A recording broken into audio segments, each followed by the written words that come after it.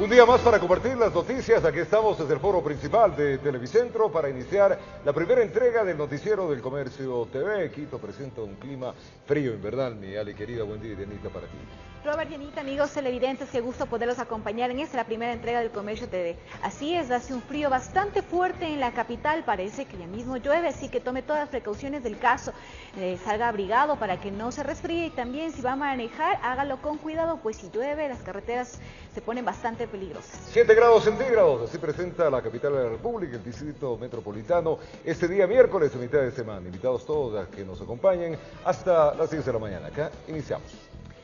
Iniciamos contándoles que un padrastro supuestamente asesinó a su hijastra y luego se disparó en la cabeza. Las autoridades abrieron una investigación tras este suceso. El hecho se registró en la parroquia de Amaguaña. Todo sucedió en el interior de una hacienda ubicada en el barrio Yanahuayco de la parroquia de Amaguaña. La jornada en el campo empezó temprano, los fallecidos salieron al ordeño, hasta ese momento ambos estaban con vida. De las indagaciones de las personas cercanas, el presunto femicidio-suicidio se concretó cuando llevaron las vacas al potrero, que está lejos del establo. Nadie escuchó los disparos. Yo lo topaba por ahí hasta el día jueves, viernes, por ahí. Lo topé acá arriba y me saludó, nos saludamos. Según el relato de la mujer del fallecido y madre de la oxisa, al ver que no llegaban salió en busca de su hija y de su pareja. En una parte de la hacienda se encontró con el hijo menor, quien desesperado corría a avisar que localizó a su padrastro y hermana muertos en medio del bosque. Un tiro el uno, otro tiro el otro. Los cuerpos estaban casi juntos, en medio del arma de fuego que supuestamente sirvió para concretar lo que sería un femicidio-suicidio. La chica de 22 años de edad tenía un disparo y su padrastro de 42 un impacto de proyectil a la altura de la cabeza. No tomar esas decisiones porque esas decisiones ya son dolorosas para el resto de gente que quedamos. En el relato, la madre de la chica indicó a la policía que su pareja era muy celoso con su hijastra, le tenía prohibido salir con amigos, peor que tenga novio. Al parecer la sobreprotegía. Realmente no es la salida esa. Tenemos que ponernos a pensar en nuestros hijos, en los amigos, en todo. Por el sector la gente prefiere no comentar de la vida de los difuntos, solo dicen que cuidaban la hacienda y trabajaban en tareas agrícolas, que llegaron de la costa y que les gustaba hacer deporte. No es la salida a la avionesa. O sea, si es que uno se está mal, dar un pasito atrás y irse por un lado mejor. Cuidar, limpieza, perdón. Todo eso hacían. La familia era oriunda de la provincia de Manabí, Chone. Los cuerpos fueron trasladados hasta esa parte del país, donde les brindaron cristiana sepultura. En Quito informó Iván Casamen. Es tiempo de contarles que familiares de Clever Hatib exigen celeridad en la justicia. Y una joven ecuatoriana desapareció el pasado 2 de enero en el Cusco, Perú, mientras realizaba un viaje de turismo. Las autoridades buscan alguna pista que permita encontrarla.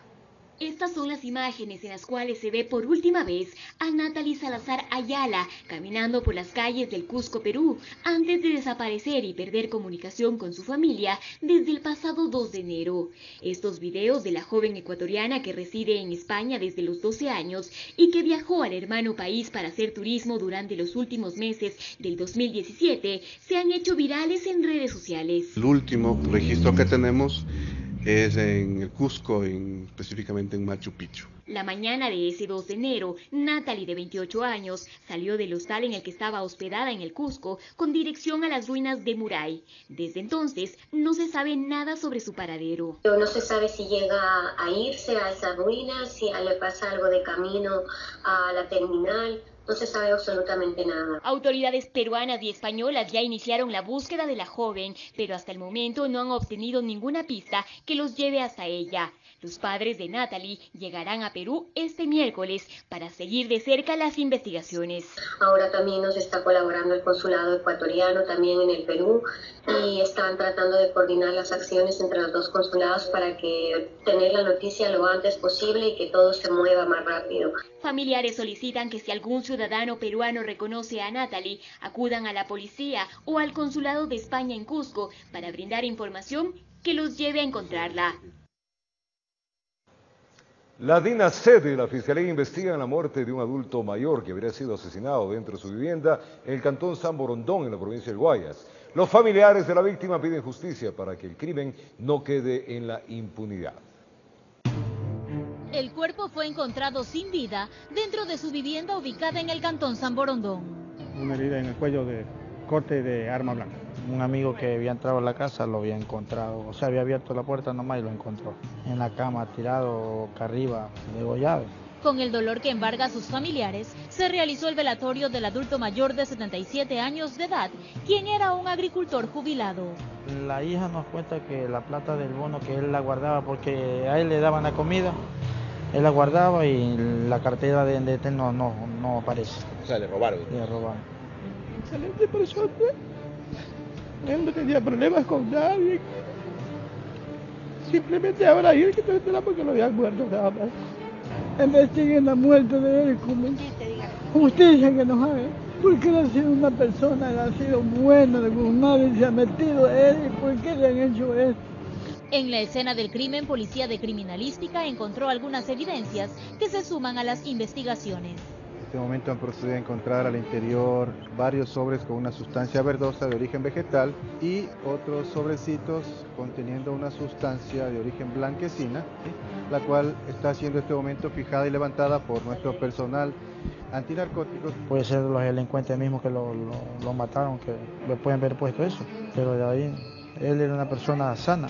La policía y fiscalía buscan al responsable de este hecho de sangre. La Policía Nacional en este momento formalmente está iniciando las investigaciones a través de todas sus unidades investigativas. Todo apuntaría a un delito de asesinato conforme lo señala el artículo 140 del Código Orgánico Integral Penal, que establece una pena de 22 a 26 años.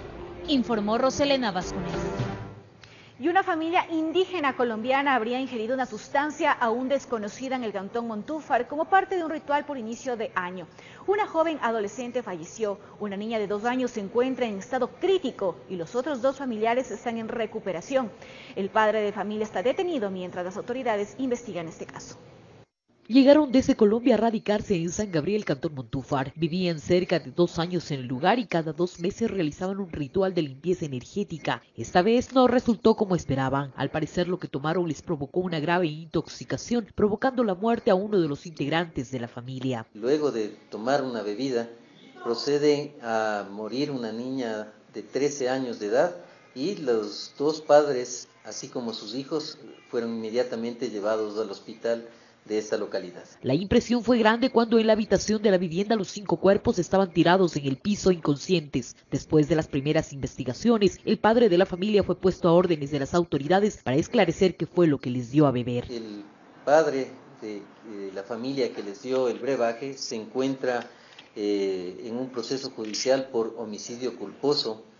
Las sustancias fueron trasladadas ya a medicina forense para determinar qué tipo de sustancia es, ya que esta fue traída desde el país de Colombia, efectivamente desde el Putumayo. En este caso, la más pequeña de la familia también fue trasladada hasta la ciudad de Quito bajo pronóstico reservado, mientras los otros 3 miembros se recuperan. La policía mantiene las investigaciones para esclarecer el hecho. De 2 años que fue trasladado a un hospital a la ciudad de Quito. Criminalística levantó todas las evidencias. Como ustedes conocen, estos casos son puestos a órdenes de las autoridades, y ellos determinarán las diligencias que se deben ir realizando. Desde la provincia del Carchi, informa Miriam Enríquez. Un hombre fue encontrado muerto dentro de una vivienda en Puerto Viejo, allá en Manabí. Se presume que el fallecido se habría suicidado. La policía está investigando el caso. Un hombre de 28 años de edad fue encontrado muerto dentro de su vivienda. El hecho se registró en la parroquia Río Chico del cantón Puerto Viejo en la provincia de Manabí. Aparentemente el joven se habría ahorcado con una soga según testigos. Criminalística y bomberos de la localidad acudieron hasta la vivienda para recuperar el cuerpo e investigar los hechos. Posición de suspensión incompleta. Vecinos del lugar se mostraron sorprendidos tras conocer el caso. Yo oí decir que se había suicidado un señor aquí, pero no sé el motivo, cómo ha sido. La gente está sorprendida a ver esta novedad que ha habido. Llegó aquí a mi casa y me trajo un arroz colorado y no sabía que ya le había pegado, porque ella durmió ahí, pero yo no sabía. Según las primeras investigaciones, el fallecido habría tenido una discusión con su esposa, a la cual le dejó una carta explicando los motivos para tomar la fatal decisión. Ahí comenzamos a discutir, ahí me pegó y ahí ya me vine para acá, a mi casa, aquí donde mi mamá. Muchacho joven y todo, y una chica recién hace 1 año que se había comprometido con él. Y lo conocí hace unos unos meses atrás yo, pero un muchacho sencillo, no sé cómo así se ha tirado ahorcado de tomar decisión, de ahorcarse. Desde la provincia de Manabí informó Johnny Armendáriz. Y en la provincia de Los Ríos, un piloto murió cuando la avioneta en la que se disponía a realizar labores de fumigación se precipitó a tierra. Autoridades investigan las causas de este siniestro. Estaba llenando las pomas de agua porque la gente está fumigando. Entonces tenía que llevarle agua para donde fumigan. Entonces cuando ya vi ese aparato que venía encima mío, lo que hice fue tirarme el agua nada más. Los habitantes del sector La Mona se alarmaron tras el estruendo de la avioneta amarilla de matrícula HCCKS que se precipitó a tierra en el recinto San Pablo II del Cantón Valencia. La aeronave, que salió desde Quevedo, se disponía a realizar tareas de fumigación en el Cantón Buena Fe, pero por causas que son investigadas perdió altura y terminó estrellándose en la ribera de un estero. Oiga, primera vez, por Dios santo. Por eso vine a verle ahorita, porque primera vez que vengo a mirar este caso que pasa aquí en el río, como nunca se ha pensado esto. El piloto capitán Jorge León falleció dentro de la cabina de la avioneta, cuya parte delantera quedó destrozada.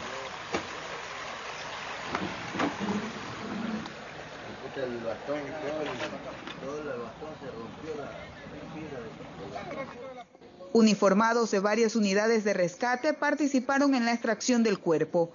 Este es el primer accidente aéreo en Los Ríos, iniciando el 2018. Que sí es importante que alguna autoridad en este sentido se haga presente y no sé si supervise o vea o analice cuál es el tipo de mantenimiento y el estado de las aeronaves. Informó Odette Camacho. Son las 7 de la mañana y 8 minutos. 2 hermanos menores de edad resultaron con graves quemaduras tras realizar un experimento en su vivienda, esto ubicado en el noroeste de Guayaquil. Sus familiares solicitan ayuda para cubrir parte de los gastos, ya que los menores se encuentran en un estado crítico. Miremos. Los afectados son 2 pequeños niños de 10 y 11 años que el pasado 3 de enero intentaron realizar un experimento que habían visto en la internet. Doña Consuelo Chano comenta aquellos momentos dramáticos que le tocó vivir con sus nietos. Y se pusieron ahí en la escalera a jugar. ¿Y ellos estaban con qué materiales? El alcohol, un algodón, una bolita así de algodón, envuelta en hilo y fósforo. Le querían poner la bolita, sino que a lo mejor ya haber habido algo de calor en el algodón, entonces a lo que hizo contacto. Al parecer, uno de los menores derramó el alcohol del recipiente mientras el fuego estaba encendido cerca de ambos. Tras el accidente, los hermanos fueron trasladados a un hospital donde permanecen con el 80% de sus cuerpos afectados y bajo pronóstico reservado. Empezó el griterío y salí a ver y ya estaban corriendo porque se les prendía la ropita. Entonces, lo único que se nos ocurrió fue echarles agua para que se les apague la candela. Los niños requieren albúmina humana al 20%, ungüento dérmico, vaselina estéril HG, microporo color piel y pañales.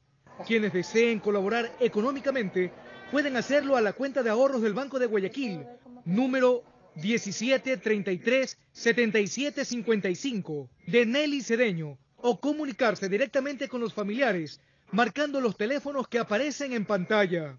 Pecho, esta parte de aquí, las piernas, el menor tiene el cachetito. El cuello, los brazos, todo el cuerpo hasta acá. Lo único que se le ve es las piernitas acá abajo. Los 2 pequeños esperan por su ayuda, informó Ítalo Ruiz. Y vamos a revisar información política. Les contamos que actos de corrupción como el de Odebrecht y Petroecuador, entre otros, podría hacer que la Fiscalía General del Estado llame a rendir su testimonio al expresidente Rafael Correa. La posibilidad de que el expresidente Rafael Correa sea llamado a rendir su testimonio por actos de corrupción en su mandato, como el de Odebrecht y Petroecuador, no la descarta el fiscal general del Estado, Carlos Vaca. Tampoco descarto que estas investigaciones puedan efectivamente continuar, no centrándose en Rafael Correa o en Pedro o en Juan o en Luis o en María, sino que las investigaciones avancen y no descarto que en el avance de esas investigaciones sea necesario. Otra investigación que continúa la Fiscalía es la aperturada por el ex fiscal Galo Chiriboga sobre supuestos delitos en la negociación y venta del crudo ecuatoriano a Petrochina y Petrotailandia, donde se podría haber dado cohecho, lavado de activos, tráfico de influencias y concusión. Es un tema tan técnico como que En una diferencia de centavos de más o centavos de menos se puede hablar o de perjuicios o de no perjuicios. Y de cientos de miles o de cientos de millones. Entonces hay que tenerlo con muchísimo cuidado. En conversatorio con representantes de medios de comunicación se refirió a informes del excontralor Carlos Polit que se habrían perdido. Uno de esos habría hecho referencia al EQ 911. Yo he encontrado informes con indicios de responsabilidad penal por $2.000. Y veo millones de dólares lavados de fortunas, millones de dólares no justificados que terminaban siendo justificados. Cuidado. Y yo también en eso quiero decirles con toda franqueza, enfrentarse a un poder como ese tiene consecuencias. Finalmente, el fiscal Baque está a la espera que la Asamblea Nacional dé paso al proyecto de ley para la extinción del dominio, presentado en días pasados. La necesidad de contar con una herramienta que permita que las fortunas mal habidas originadas en delitos y en delitos en actos ilícitos sean extinguidas a favor de los ecuatorianos y se les quite a esas personas corruptas y delincuentes de esos dineros.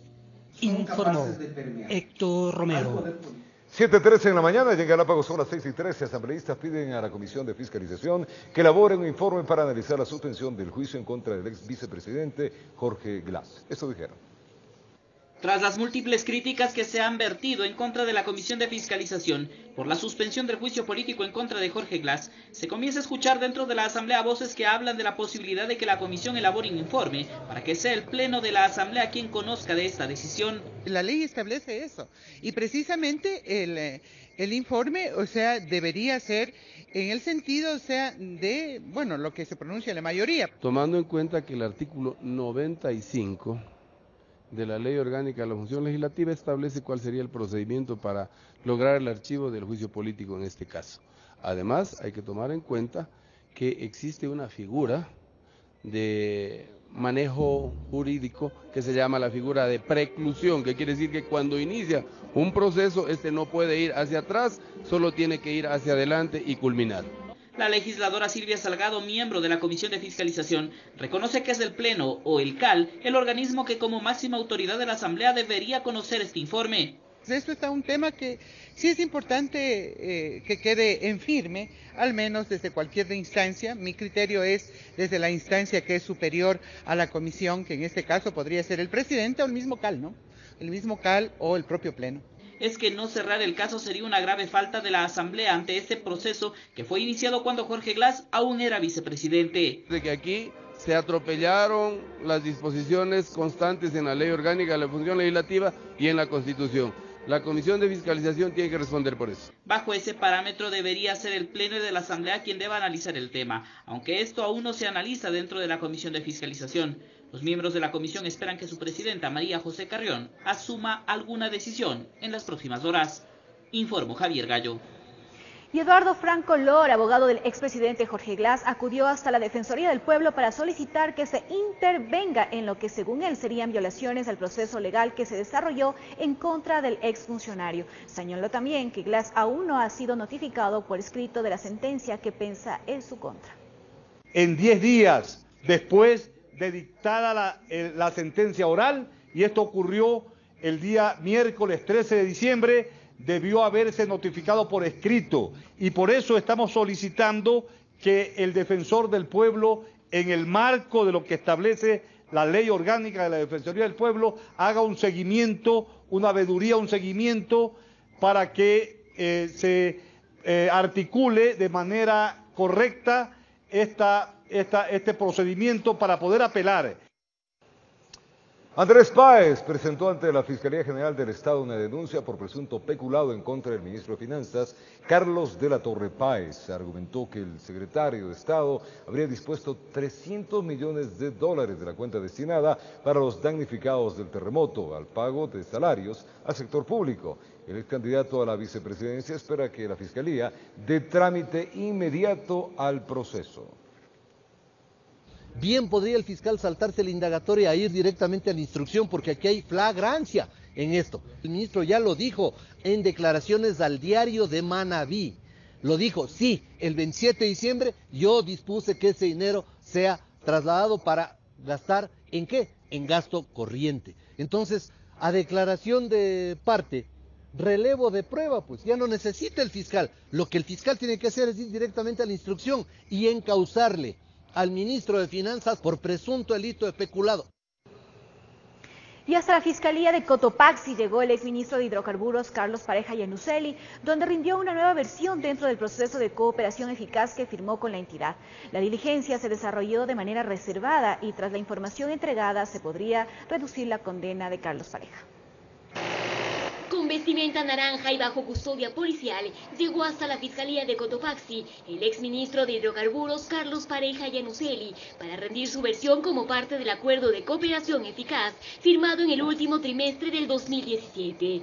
En la diligencia, que fue privada y duró 6 horas, 5 fiscales de Quito estuvieron presentes para escuchar la versión del acusado. Aquí presentes para realizar esta diligencia. La Fiscalía está presente, hemos venido con un equipo de fiscales y pues obtendremos la información necesaria. Según la defensa de Pareja Yannuzeli, los documentos que presentó ante la entidad aportarán a la investigación dentro del caso Petroecuador, información que deberá ser evaluada por la Fiscalía General y podría reducir la condena del exfuncionario. La cooperación es un acto privado y la única persona que puede valorar es el señor fiscal general, quien sabrá tomar la decisión a su debido tiempo. Este es un caso que deba directamente al señor fiscal general.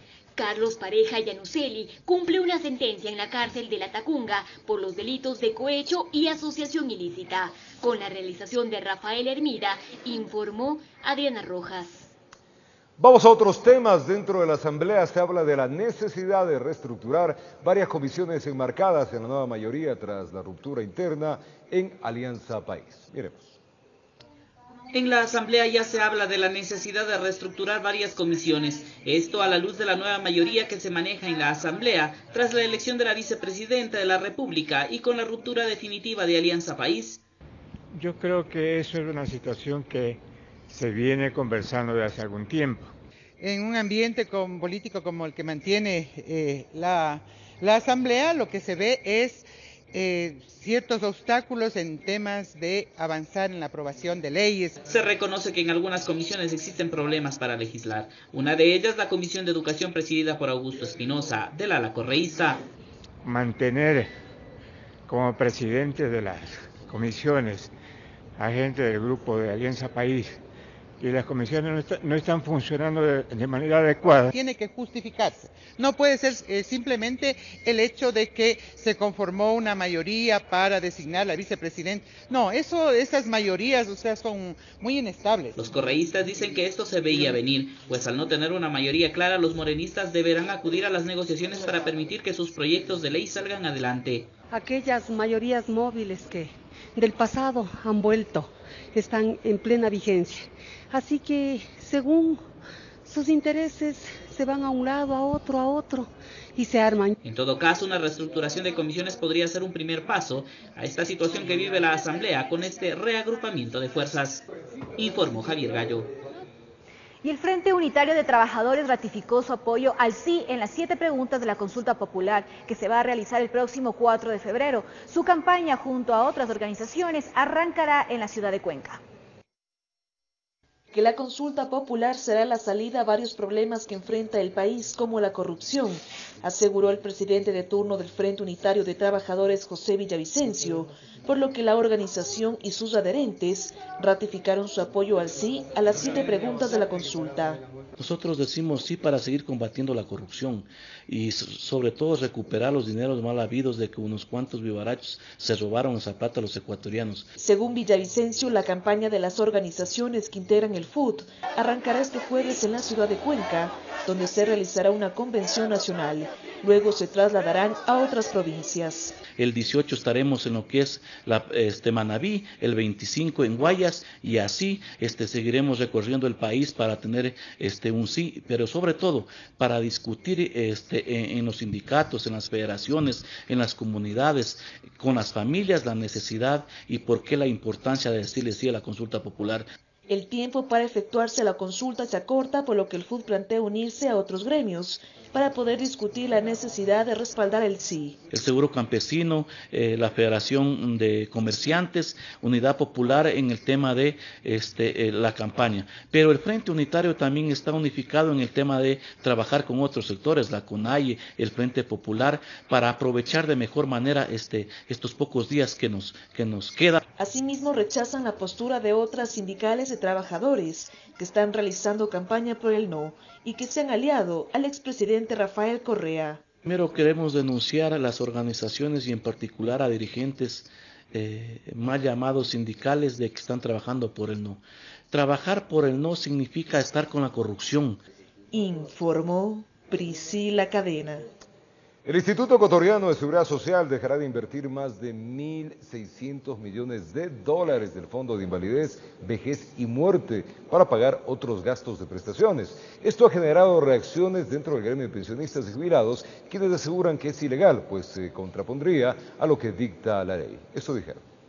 Representantes de organizaciones de pensionistas y jubilados han mostrado su preocupación frente al presupuesto que el Instituto Ecuatoriano de Seguridad Social manejará para este 2018, y es que la institución tomará más de 2.025 millones de dólares de 4 de sus fondos. De este monto, 1.669,6 millones de dólares serán procedentes del Fondo de Invalidez, Vejez y Muerte para cubrir gastos de prestaciones de pensiones y servicios funerarios. El resto será para cubrir salud y otros gastos, medida que para Alfonso Llanes, dirigente de los jubilados, es ilegal. Es ilegal, en primer lugar, el traslado de fondos por ejemplo, de salud a pensiones o de pensiones a salud, porque eso lo establece la propia Ley de Seguridad Social. Con lo que también coincide Joaquín Viteri, exdirector general del IES, para quien además este presupuesto es el reflejo de lo que se venía anunciando. La quiebra de la seguridad social está en camino,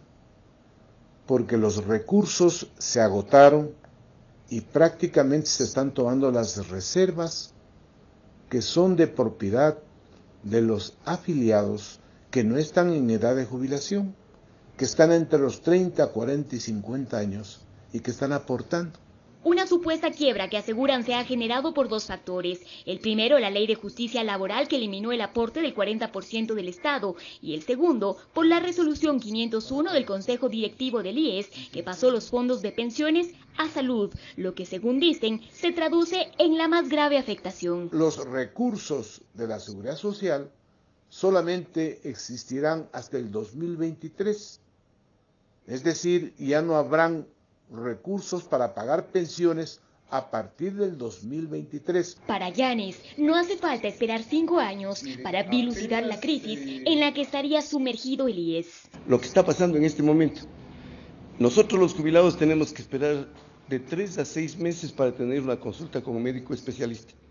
No hay medicinas en los hospitales, en los dispensarios del IES, no hay medicinas. Por ello concuerdan en que se debe hacer una intervención urgente e inmediata. Un proyecto de ley mediante el cual restituya la aportación obligatoria del Estado del 40% y deje sin efecto la resolución 505. Patricio Alarcón, presidente de la Cámara de Comercio de Quito, coincide en este segundo término, mas no en la restitución del 40%, pues considera que llevarla a cabo sería muy difícil. Hay que buscar alternativas, tiene que manejarse de mejor manera el IES, se debe invertir de mejor manera. Lamentablemente seguramente se tendrá que subir la edad de jubilación. Alarcón añade que además se debe realizar un cambio a la ley para que el Estado no pueda sustraer o prestarse fondos del IES, así como también un estudio actuarial de todos los fondos. Un cálculo actuarial independiente por cada uno de los fondos del IES, una auditoría externa en el BIES y aparte de eso, bueno, revisar la manera de implementar un nuevo modelo de gestión. Referente al tema, estamos a la espera de la respuesta de la entrevista solicitada por nuestro medio al presidente del IES, Jaime Garzón. En Quito informó Adriana Rojas. En esta sintonía les contamos que la policía desarticuló 2 presuntas organizaciones delictivas dedicadas a la extorsión y secuestros express. Varias personas fueron detenidas y 2 vehículos fueron incautados. El jefe de la CIDPROVAC de la zona 8, el coronel Juan Carlos Soria, amplió detalles este martes sobre la captura de 4 sujetos presuntamente dedicados al plagio y la extorsión. En uno de los casos, los investigadores seguían la pista de los ocupantes de este vehículo, quienes fueron detenidos la noche de lunes en el sur de la ciudad, bajo la sospecha de ser secuestradores express. Debido a estas características que nos facilitó la misma ciudadanía, pudimos ya ubicar este vehículo en el sector sur. Ya estábamos buscando, ya teníamos perfilados, exactamente. Incluso nosotros como Ciproban manejamos los delitos contra personas. En el automóvil, los agentes encontraron 4 bloques de una presunta sustancia sujeta a fiscalización, de la que además se indaga su procedencia. Se pudo ubicar 4 bloques de una sustancia blanquecina, posiblemente cocaína, que da un peso aproximado de 4.574 gramos. Es decir, existe 2 personas detenidas. En el segundo caso, se pudo detener al conductor que trabajaba como taxista en este vehículo, quien también, junto con otro sujeto, decidió extorsionar al propietario con $3.000 para el rescate del automotor. Nuestra unidad fue alertada inmediatamente, fue detenida una persona por la cual, en base a esta información, pudimos conocer y ubicar el vehículo que se encontraba en Milagro. Es decir, en base a esta aplicación de técnicas pudimos recuperar, pudimos ubicar el vehículo y obviamente al tomar contacto con la víctima, en este caso el denunciante, pudimos llegar a conocer que le estaba exigiendo cierta cantidad de dinero para la entrega de este bien. Las autoridades se encuentran interrogando a los detenidos para establecer si ellos estarían vinculados a hechos delictivos recientes registrados en el puerto principal, informó Ítalo Ruiz.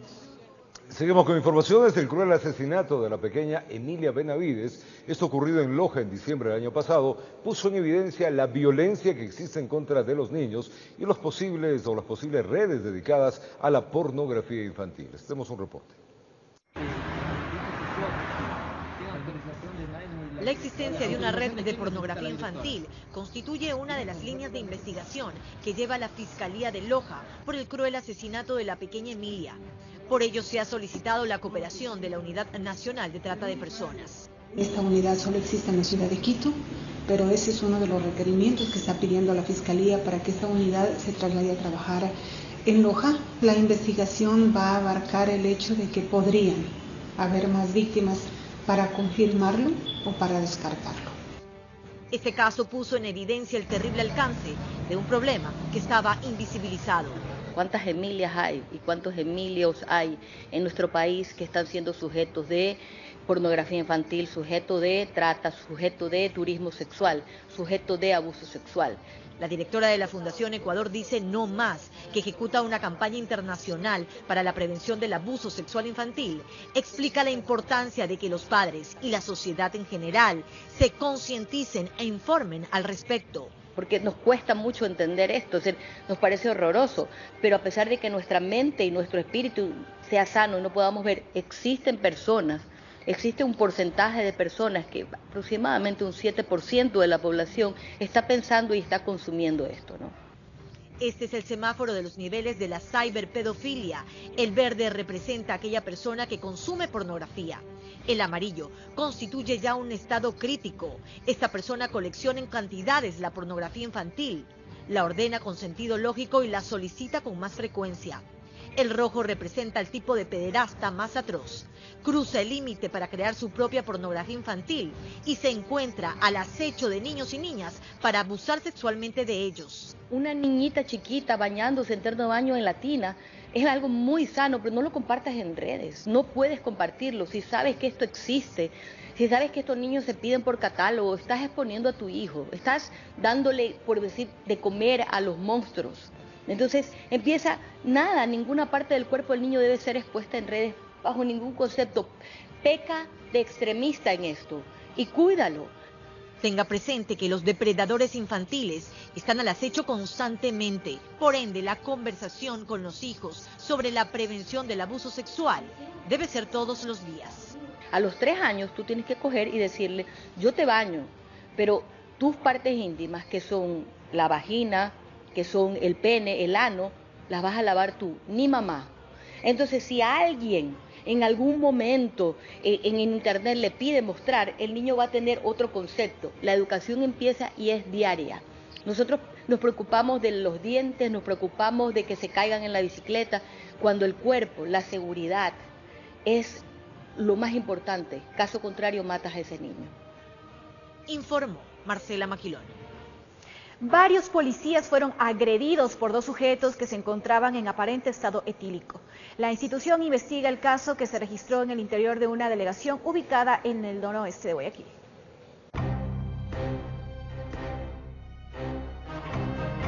Ocurrió en la UPC ubicada en la avenida Casuarina, en el sector conocido como la entrada de la 8 el pasado lunes, donde una cámara de seguridad captó los momentos en los que dos sujetos increpan a los uniformados.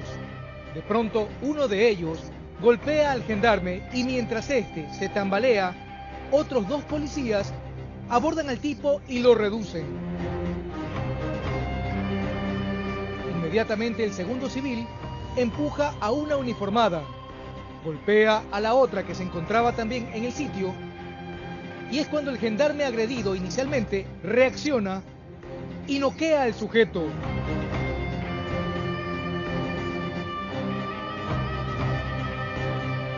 El jefe de la policía de la zona 8, Marcelo Tovar, indicó que los hechos se encuentran ya bajo investigación.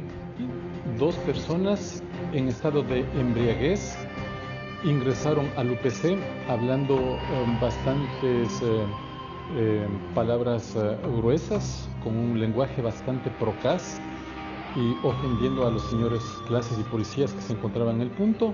Según el general Tovar, no se explican por qué los civiles acudieron a la UPC, ni tampoco su accionar con los uniformados.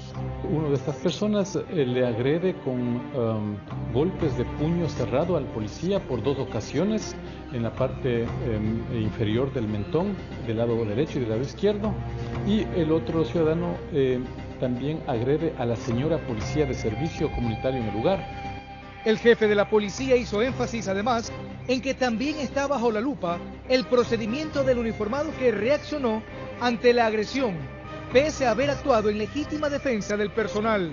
El proceso investigativo determinará cuál es la infracción y cuál es la sanción a estipularse para esa anticonducta, si es que la hubiera. Informó Ítalo Ruiz. Queremos contarle ahora que la versión de la supuesta venta de arroz plástico ha reducido las ventas tanto en el campo como en las piladoras, donde afirman que la caída del precio se acerca al 30%. El perjuicio se registra pese a que hay un análisis de agrocalidad practicada a una de las muestras de la gramínea tomada en operativos realizados en la ciudad de Guayaquil. Se descartó en esta muestra la existencia del mismo. Miremos. Lo que fue un comentario empezó a generar una consecuencia colateral en las piladoras de Daule, provincia de Guayas. La presunta existencia de arroz plástico es algo que no tiene pies ni cabeza. Todo arroz, siendo orgánico, teniendo almidón, teniendo grasa, se va a quemar, se va a inflamar, se va a tostar y se va a hacer polvo. Eso ya me causa esta risa porque es un mito. Aquello, sin embargo, ha desatado una caída estrepitosa en los precios, afirma Pedro Pérez. Tienen miedo que le salga ese arroz y el precio que ahorita no nos está ayudando también bastante. Estaba como a 38, ahorita está como a 27. En el municipio, el alcalde Pedro Salazar, quien también es productor, explica que es un asunto aislado y sin sustento. Han tomado muestras en varias piladoras y centros comerciales y se ha llevado este producto al laboratorio y se ha comprobado que no es el arroz plástico, son alarmas. Pero el mito de la gramínea de polietileno se suma a una encrucijada que no es minúscula, señala Arturo Macías. Más que sea que dijeran, bueno, se paga el precio oficial, que es de 35 y algo. Entonces, no se cumple. Mientras tanto, desde la Asociación de Industriales del Cantón Daule se aclara que no se trata de una imposición a la hora de pagar los quintales, sino a una serie de factores que actualmente enfrenta el mercado. Señalan por ello a los intermediarios en un problema que no es nuevo.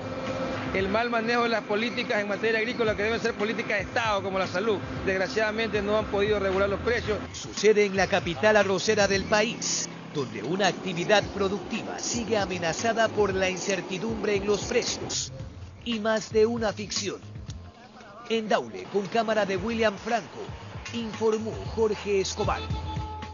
Y en otra información les contamos que el gobierno busca una mediación para solucionar la situación de Julian Assange, asilado político en la embajada de Ecuador en Londres, misma que ha sido catalogada como insostenible. La mediación con el Reino Unido será uno de los cambios que se persiguen. Así lo confirmó la canciller María Fernanda Espinosa durante un conversatorio con los corresponsales de medios de comunicación internacionales. Y es que la salud de Julian Assange estaría quebrantada luego de vivir cerca de 5 años y medio confinado en un espacio de oficina en la Embajada de Ecuador en Londres. La situación de Julian Assange desde el punto de vista humano no es sostenible, no puede vivir una persona en esas condiciones para siempre y estamos buscando de manera muy respetuosa con el Reino Unido para ver mecanismos de solución. Espinosa señaló que dentro de las opciones que el gobierno ecuatoriano estudia para darle una salida definitiva al caso Assange, se exploran posibles mediaciones con los países involucrados. Estamos en permanente diálogo con el gobierno del Reino Unido y estamos explorando varias opciones para encontrar una salida a esta situación y explorando la posibilidad de una mediación. Recalcó que mientras esto ocurra, la condición de asilado político de Assange no cambiará. El fundador de los conocidos Wikileaks permanece en la Embajada de Ecuador en Londres desde el 2012 para evitar ser extraditado a Suecia luego de ser acusado por violación, investigación que ya fue cerrada por la Fiscalía sueca. Sin embargo, el periodista teme ser detenido si deja su asilo para ser juzgado por la publicación de secretos militares y documentos diplomáticos estadounidenses en el 2010. Seguiremos protegiendo a Julian Assange mientras su integridad física y psicológica corran peligro. En el mismo evento, la canciller Espinosa se refirió a la renuncia presentada por Guillaume Long el pasado 4 de enero al cargo de representante de Ecuador ante las Naciones Unidas y organismos internacionales en Ginebra. Es un comportamiento absolutamente poco profesional, desleal y me parece totalmente irrespetuoso hacia el gobierno ecuatoriano y el presidente de la República. Cuestionó que después de 7 meses en el cargo se haya dado cuenta de sus diferencias con el gobierno de turno. Culminó indicando que ya se busca su reemplazo. Fue un error haberlo nombrado, pero es un error que se repara fácilmente. Estamos conversando con el presidente para ver cuál será la persona que lo reemplace. En Quito informó Adriana Rojas. Los resultados de las auditorías ambientales y las concesiones mineras pedidas por la Ecuarunari podrían estar listas en 6 meses. La organización mantiene reuniones periódicas con las autoridades de la Contraloría. Miremos. 1 millón de hectáreas comprometidas a territorios indígenas y 700.000 más a áreas de bosques y zonas protegidas y que fueron otorgadas a concesiones mineras. Es lo que le preocupa a la Ecuarunari. La Constitución es clara, en territorios indígenas tiene que cumplirse el artículo 57, numeral 7, consentimiento previo y además los tratados internacionales. Con esa inquietud, Carlos Pérez, titular de la Ecuarunari, mantiene reuniones periódicas en la Contraloría General del Estado. Demanda auditorías ambientales y el otorgamiento de concesiones mineras. Tener ya una agenda. Esa agenda va a hacer que en los próximos 6 meses estén listas las auditorías con los resultados y las responsabilidades civiles, administrativas y penales de los que cometieron estas irregularidades. El sector indígena habla de un festín minero. Que hay testaferrismos, que hay un acaparamiento y de que muchas de estas concesiones y de estos proyectos mineros emblemáticos van a irse al piso porque están viciados de nulidad. Como pruebas, han presentado un informe de una comisión conformada en el anterior gobierno, como también la sentencia de la Corte Constitucional. Informó Héctor Romero. Y para Javier Sisa, director jurídico de la Cámara de Industrias y Producción, los nuevos modelos contractuales que propone el gobierno son una regulación que podría hacer al país más competitivo, por lo que sostiene que la iniciativa es positiva, aunque resalta que se deben pulir ciertos aspectos. 236.000 nuevas plazas laborales es lo que aspira el Ejecutivo crear con su Plan Nacional de Empleo y para ello lleva adelante la propuesta de 7 nuevos modelos contractuales para los sectores agrícola, turístico, palmicultor, bananero, ganadero, acuícola, floricultor, construcción y artístico. Lo que tratan de hacer estos contratos es permitir que las jornadas y los horarios se adecúen a las necesidades de los sectores. Dependiendo de la actividad laboral, el trabajador que sea contratado bajo estas nuevas modalidades tendrá un incremento en su sueldo de entre 15 al 25% y también de eso dependerían sus horarios. Por ejemplo, en el caso de los sectores turísticos palmicultor y bananero, la propuesta apunta a jornadas de máximo de 100 horas laborables mensualmente, de forma continua o discontinua. En cuanto signifique un reemplazo de lo que sería un costo de horas extraordinarias. Al momento tenemos un contrato eventual que tiene un recargo demasiado alto, que es un 35%. Mientras que en el ámbito agrícola y ganadero se plantea jornadas de trabajo de 6 horas durante 6 días a la semana. En ganadería hay que atender a los animales durante todos los días de la semana. Las actividades agrícolas se desarrollan en 6 jornadas y esto está obviamente permitiendo, reconociendo que se cubra esa sexta jornada sin incurrir en costos adicionales. Y es aquí cuando surgen los cuestionamientos. La necesidad de trabajar en 6 jornadas aplica para antiguos y para nuevos. Entonces no vemos una diferenciación. De ahí que uno de los comentarios que hemos manifestado es que debería regularse los sectores, porque estamos hablando de jornadas y horarios que aplican para todos los trabajadores de ese sector. Y es por ello que, de acuerdo a Javier Sisa, director jurídico de la Cámara de Industrias y Producción, es importante el diálogo para la consolidación de la iniciativa. Para que salga un producto que sea apto, adecuado para las realidades que se pretende regular. No solamente que mire la realidad oficial del Ministerio, sino también de los sectores regulados. Los modelos contractuales definitivos estarían listos en los próximos días y la disposición se realizaría a través de decreto ministerial, informó Carolina Osante.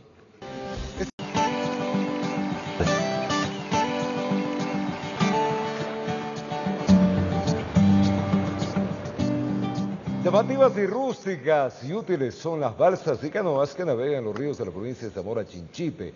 Esto es para la transportación de personas, de alimentos y otros productos, para mantener su ancestral uso y fomentar el turismo comunitario. Cada año se realiza en el cantón Yanzasa el festival acuático que trae a numerosos turistas. Realmente muy bonito. Miremos.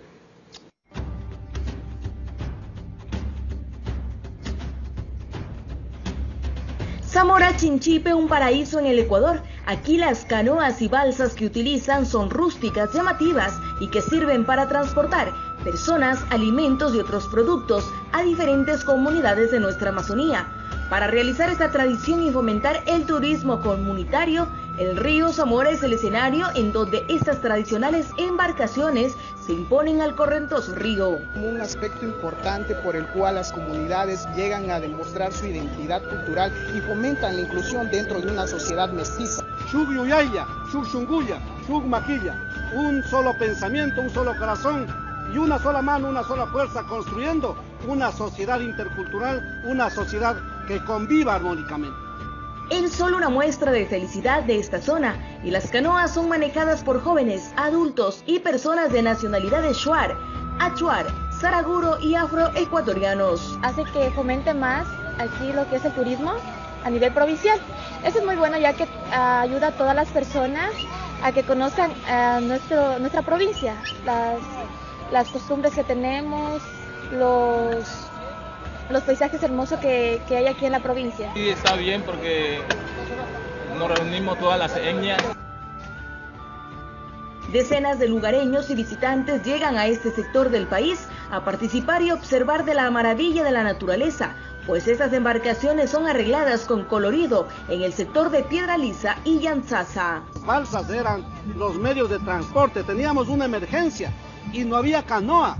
Entonces había que coger rápido unos troncos, amarrarlos, clavarlos con unos pedazos de chontas y subirnos a la balsa y aguas abajo, a dejar la noticia, a llevar algún recado, alguna cosa. Hoy ya no necesitamos porque gracias a Dios hemos hecho las carreteras, pero sí retomamos las balsas, las canoas como un medio para ofrecer al turista una forma de entretenerse. Para la ciudadanía local, nacional e internacional, a venir y a disfrutar de esta naturaleza maravillosa. Esto es una muestra de lo que usted puede disfrutar en la provincia amazónica. En Zamora Chinchipe informó Marcela Constante Brito.